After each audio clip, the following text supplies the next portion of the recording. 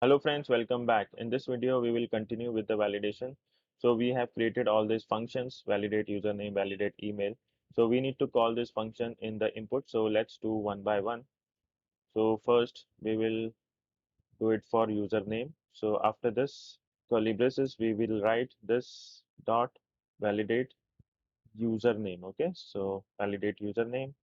Then here we need to do it for email. So this dot validate email, sorry, email. Okay, then we'll do it for password. So this dot validate for password and this dot validate for confirm password. Okay, so let's save this. And now above the class, we will create a function component. So here we will create a functional component. So function,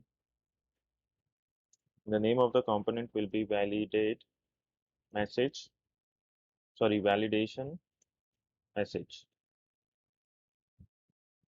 And here we will pass props. Okay, and here we will write a condition if not props dot valid. If this is true, then we will return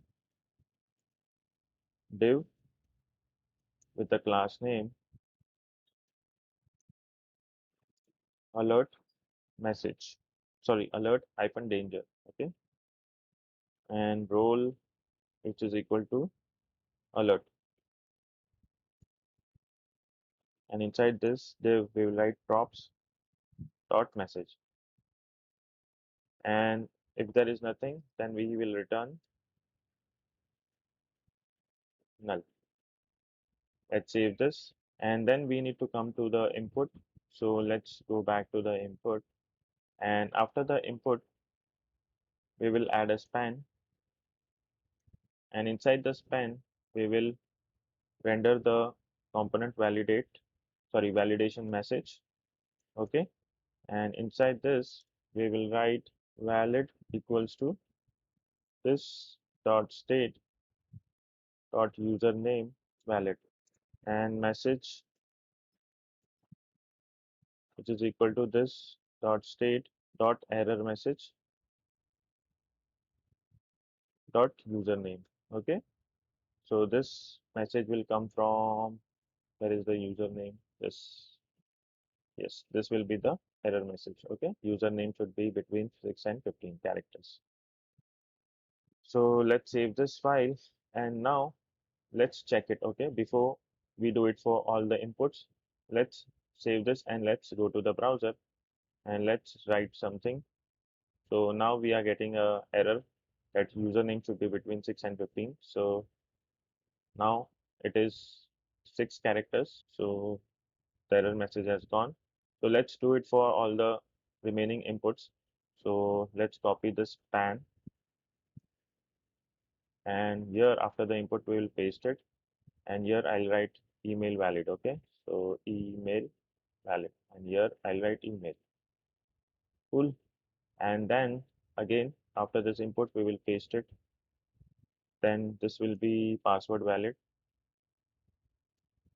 and this will be password.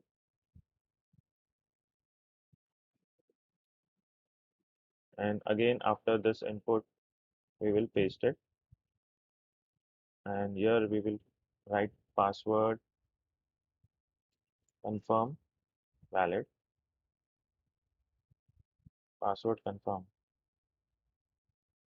Let's save this and let's go to the browser and check. So for username it's working, and for email also invalid format, and once we write a correct format it will go away. Password 1 2 3 4 5 6 7 8. Okay, it's gone. Now 1 2 3 4 5 6 7 8. Now it's gone.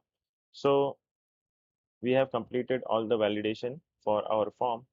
So this is it for this video, and in the next lecture we will add a button, submit button, and we will do a validation for that.